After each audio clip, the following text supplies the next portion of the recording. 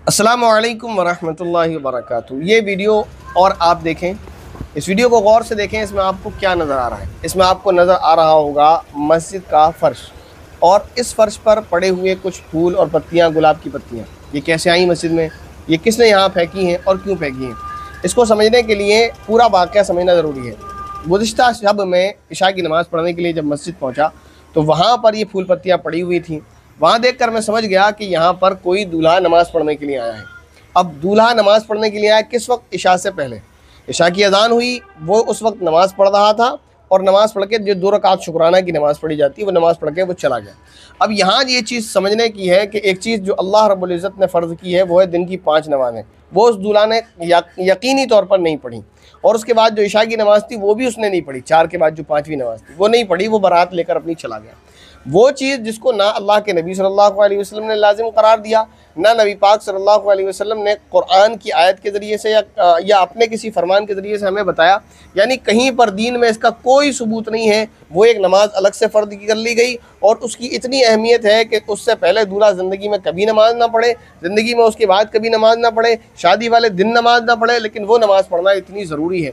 ये जो इस तरह की नफिल नमाज़ें पढ़ी जा रही हैं, जिसको शुक्राने की नमाज कहकर पढ़ा जा रहा है और उसको इबादत समझा जा रहा है, ये जहालत है और बिदअत है और गुनाह की बात है। इसलिए इसकी इतनी इंपॉर्टेंस हो गई कि वो नमाज तो वो पढ़ने के लिए आया दूल्हा बनने के बाद, लेकिन उसके जस्ट 10 मिनट के बाद इशा की नमाज़ होनी थी, वो उसने नहीं पढ़ी क्योंकि उसके बारात में जाना था।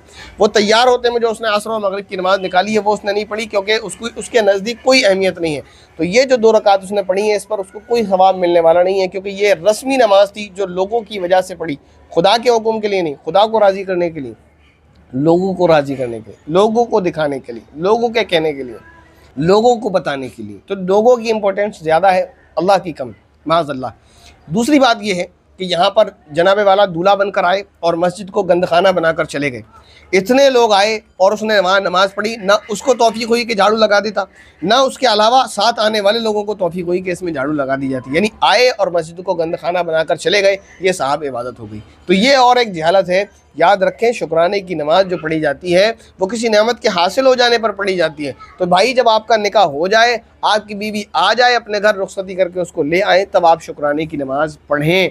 उससे पहले शुक्राने की नमाज का तो सबूत ही नहीं होता, क्योंकि कोई नेमत आपको मिली ही नहीं, शुक्राना किस बात का।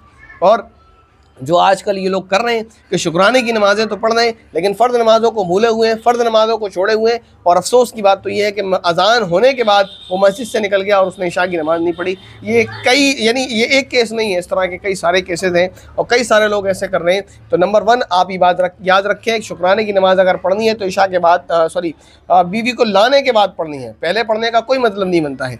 और अगर शुक्राने की नमाज़ पढ़नी है तो पहले फ़र्दों की पाबंदी करनी है, क्योंकि अगर फ़र्द नमाज़ों की आप पाबंदी नहीं करते तो नफिल नमाज से आपको कोई ख़ास फ़ायदा होने वाला नहीं है। जो ज़रूरी है वो ये कि अल्लाह और उसके रसूल ने दिन की 5 नमाज़ें फ़र्द की हैं, उसको पढ़ें। उस नमाज को ना पढ़ें जो लोगों ने फ़र्द किया कि दूल्हा बनने के बाद 2 रकात नमाज़ पढ़नी है। उम्मीद है मेरी बात आपको अच्छे से समझ आ गई होगी। अस्सलामु अलैकुम वरहमतुल्लाहि वबरकातुहू।